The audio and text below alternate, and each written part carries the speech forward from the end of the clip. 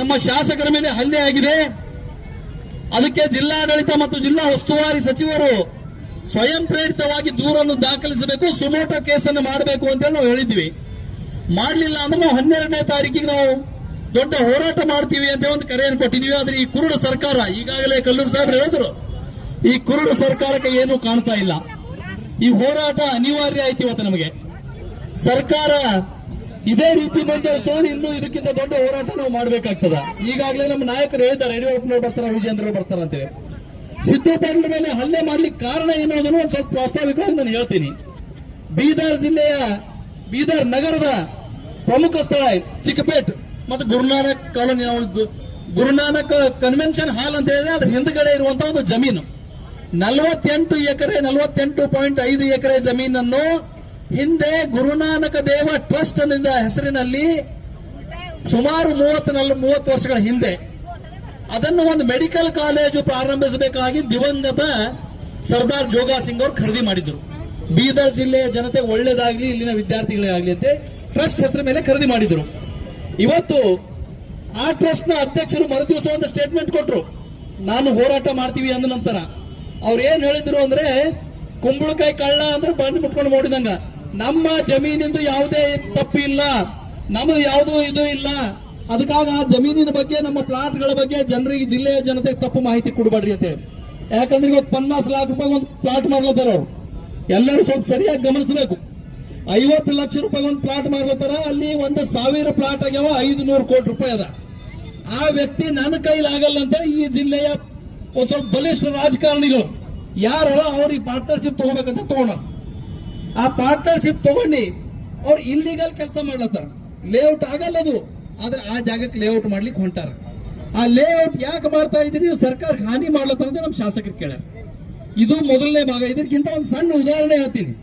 ನಮ್ಮೂರಲ್ಲಿ ಹುಡುಗಿಯಲ್ಲಿ, ಹುಮ್ನಾಬಾದ್ ತಾಲೂಕಿನ ಹುಡುಗಿಯಲ್ಲಿ ಒಂದು ಕರಿಬಸವೇಶ್ವರ ಹಾಲು ಉತ್ಪಾದಕರ ಸಹಕಾರ ಸಂಘ ಅಂತ ಹೇಳೋದು ಬಹಳ ಹಳಿದದ. ಹಿಂದೆ ದೇವೇಂದ್ರಪ್ಪನವರು ಅಂತ ನಮ್ಮ ಜಿಲ್ಲೆಯಲ್ಲಿ ಬಹಳ ದೊಡ್ಡ ರಾಜಕಾರಣಿ ಇದ್ದರು, ಅವರು ಕಾಂಗ್ರೆಸ್ ಪಕ್ಷದಲ್ಲೇ ಇದ್ದರು. ಅದು ಒಳ್ಳೆ ಹಾಲು ಉತ್ಪಾದಕ ಸಂಘ, ಇಡೀ ರಾಜ್ಯಕ್ಕೆ ಒಳ್ಳೇದಿತ್ತು. ಅದಕ್ಕಾಗಿ KMF ನಮ್ಮ ಭಾಗಕ್ಕೆ ಬಂತು. ನಮ್ಮ ಹುಡುಗಿಯಲ್ಲಿ ಒಂದು ಚಿಲ್ಲಿಂಗ್ ಸೆಂಟರ್ ಮಾಡಬೇಕಿತ್ತು. ಅವ್ರು ಏನ್ ಮಾಡಿದ್ರು, 1 ಎಕರೆ ಜಮೀನ್ ಖರೀದಿ ಮಾಡಿದ್ರು ಹೈವೇ ಮ್ಯಾಗ, ಆ ಸೊಸೈಟಿ ಫಾಯ್ದಾ ಬಂದಿ ರೊಕ್ಕದಾಗ. ಆ 1 ಎಕರೆ ಜಮೀನ್ ಖರೀದಿ ಮಾಡಿ ಒಂದು ಚಿಲ್ಲಿಂಗ್ ಸೆಂಟರ್ ಕಟ್ಕೊಟ್ರು. ಅದಕ್ಕೆ ಆ ಚಿಲ್ಲಿಂಗ್ ಸೆಂಟರ್ ಕಟ್ಟಿದ ಮ್ಯಾಗ ಅವ್ರು KMF ತರೋದ್ರೆ ಎಣ್ಣೆ ಇದ್ರೆ ನಮ್ಗೆ ಕಿರೆ ತಗೊಳ್ಳೋ ಬರ್ತಿಲ್ಲ, ಬರಲ್ಲ ಅಂತ ಹೇಳಿ ಅವ್ರು 4-5 ವರ್ಷ बाद ಎಣ್ಣೆಗೆ ಅಪ್ಲೈ ಮಾಡಿದ್ರು. ಜಿಲ್ಲಾಧಿಕಾರಿ ಏನ್ ಹೇಳಿದ್ರು ಅಂದ್ರ, ಯಾರು ಈ ಭೂ ಸುಧಾರಣೆ, ಕರ್ನಾಟಕ ಭೂ ಸುಧಾರಣೆ ಕಾಯ್ದೆ 1960 ಪ್ರಕಾರ ಯಾರು ಒಕ್ಕಲಿಗರ ಇರಲ್ಲ, ಯಾರು ರೈತ ಇರಲ್ಲ, ಅವರಿಗೆ ರೈತರ ಕೃಷಿ ಜಮೀನ್ ಖರೀದಿ ಮಾಡ್ಲಿಕ್ಕೆ ಪರ್ಮಿಷನ್ ಇಲ್ಲ ಕರ್ನಾಟಕದಾಗ. ಅದಕ್ಕಾಗಿ ಇದು ನಿಮ್ಮ ಜಮೀನಲ್ಲ, ಸರ್ಕಾರಿ ಜಮೀನ್ ಅಂತ ಮಾಡಕ್ದಿರ. ಮೊನ್ನೆ ನಮ್ಮ ಊರಲ್ಲಿ ಹೈವೇ ದೊಡ್ಡದಾಗ್ತಾ ಇದ್ದಾಗ ಆ ಜಮೀನ್ ಕೂಡ ಹೋಯ್ತು. ಯಾವ ರೈತರ ಜಮೀನ್ ಹೋಗಿ ಅವರಿಗೆಲ್ಲ ರೊಕ್ಕ ಬಂದವ, ಆದ್ರೆ ಆ ಜಮೀನಿಗೆ ದುಡ್ಡು ಬರಲಿಲ್ಲ, ಸರ್ಕಾರಿ ಜಮೀನ್ ಅಂತ ಇದ್ವಿ, ಸೊಸೈಟಿಗೆ ಬರಲಿಲ್ಲ. ಆ ರೀತಿ ಕಾನೂನು ಏನಿದೆ, ರೈತನಿಗೆ ಮಾತ್ರ ಭೂಮಿ ಖರೀದಿ ಮಾಡ್ಲಕ್ ಬರ್ತದೆ, ಯಾವುದೇ ಸೊಸೈಟಿಗೆ ಟ್ರಸ್ಟಿಗೆ ಖರೀದಿ ಮಾಡ್ಲಕ್ ಬರಲ್ಲ. ನಿಮ್ಮ ಗುರುನಾನಕ್ ಜೀರಾ ಸಾಹಿಬ್ ಕಮಿಟಿ ಏನದ, ನಿಮಗೂ ರೈತರ ಜಮೀನು ಖರೀದಿ ಮಾಡ್ಲಿಕ್ಕೆ ಬರಲ್ಲ. ಆ ಜಮೀನ್ ನಿಮ್ಮ ಜಮೀನಲ್ಲ, ಸರ್ಕಾರಿ ಜಮೀನ್ ಆಗಬೇಕು. ಇವತ್ತು 1,000 ಕೋಟಿ ರೂಪಾಯಿ ಬೆಲೆ ಬಾಳುವ ಸರ್ಕಾರಿ ಜಮೀನನ್ನು ನಾವು ಬೀದರ್ ಜಿಲ್ಲೆಯ ಜನತೆಗೆ ಮೋಸ ಮಾಡಿ, ಸರ್ಕಾರಕ್ಕೆ ಮೋಸ ಮಾಡಿ ಲೂಟಿ ಮಾಡ್ಬೇಕಲ್ಲತ್ತೀರಿ. ನೀವು ಯಾರು ಜಗಳ ಆಡ್ಯಾರ ಅವರಿಬ್ರು ಕೂಡಿ. ಇದಕ್ಕೆ ಭಾರತೀಯ ಜನತಾ ಪಕ್ಷ ಅವಕಾಶ ಕೊಡೋದಿಲ್ಲ. ನೀವು NA ಲೇಔಟು ಅದು ಎಲ್ಲ ಹಿಂದಿನ ಅದರ ಸ್ವತಃ ಮಂತ್ರಿಗಳೇ ಒಪ್ಕೊಂಡಾರ. ಸದನ ನಮ್ಮ ಶಾಸಕರಿಗೆ ಹೇಳಿದ್ರು ತಪ್ಪದ ಅಂತ ಹೇಳಿ, ಇವ್ರು ಹೇಳ್ತಾರ ತಪ್ಪಿಲ್ಲ ಅಂತ. ನೀವು ತಪ್ಪಿಲ್ಲ ಅಂದ್ರೆ ಮತ್ತೆ ಮಂತ್ರಿ ರಾಜೀನಾಮೆ ಕೊಡ್ಬೇಕು. ಸದನ ತಪ್ಪದಂತೆ ಭೈರತಿ ಸುರೇಶ್ ಹೇಳೇನು, ಅವರ ರಾಜೀನಾಮೆ ಕೊಡ್ಬೇಕು ಅಂತ ನೀವರ ಅದು ಬಿಟ್ಟು ಕೊಡ್ಬೇಕು ಸರ್ಕಾರ. ಅದು ಸರ್ಕಾರಿ ಆಸ್ತಿ ಅದ. ನಮ್ಮ ಜಿಲ್ಲೆಯಲ್ಲಿ ಜಿಲ್ಲಾಧಿಕಾರಿ ಕಚೇರಿ ಕಟ್ಲಕ್ ಜಾಗ ಇಲ್ಲ, ಇಲ್ಲೇ ಹಳಿದೆ ಮುರಿದು ಕಟ್ಲತ್ತಾರ. ಇವತ್ತು ಸರ್ಕಾರ ಯಾವ್ದಾರ ಇದು ಕಟ್ಟಬೇಕಂದ್ರೆ ಜಾಗ ಇಲ್ಲ. ಸರ್ಕಾರ ಇವತ್ತು ಅದಕ್ಕೆ ಮುಟ್ಟುಗೋಲು ಹಾಕಬೇಕು.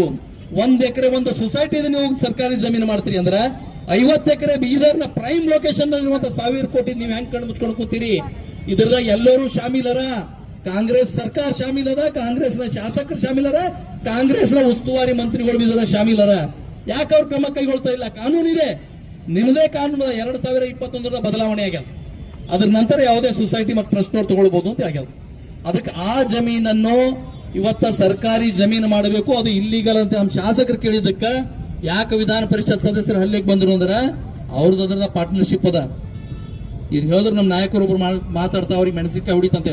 ಮೆಣಸಿನಕಾಯಿ ಸುಮ್ಮನೆ ಹೊಡೆಯಲ್ಲ, ಅವ್ರದ್ದು ನುಕ್ಸಾನ ಆಗ್ಲತ್ತದ. ಅವ್ರದ್ದು ನುಕ್ಸಾನ ಆಗ್ಲತ್ತ ಈ ಕಡೆಯಿಂದ ಅವರು ನೀವು ನಗದಿಗೆ ಯಾಕೆ ಕೇಳತ್ತೀರಿ, ಇದು ಯಾಕೆ ಬೇರೆ ಕೇಳ್ರಿ ಅಂತ ಹೇಳಿ ಇವತ್ತು ಹಲ್ಲೆ ಮಾಡಿದ್ದಾರ. ಇವತ್ತು ರಾಜ್ಯ ಸರ್ಕಾರ ಇವತ್ತು ಪೂರ್ತಿ ಗಮನಿಸ್ತಾ ಇದೆ. ಅದಕ್ಕೆ ನಾವು ರಾಜ್ಯ ಸರ್ಕಾರಕ್ಕೆ ಒತ್ತಾಯ ಮಾಡ್ತೀವಿ. ಅವ್ರು ಹಲ್ಲೆ ಮಾಡಿದ್ರೆ ನಮ್ಮ ಶಾಸಕರೇನು ಸುಮ್ ಕೂಡ್ಲಿಲ್ಲ.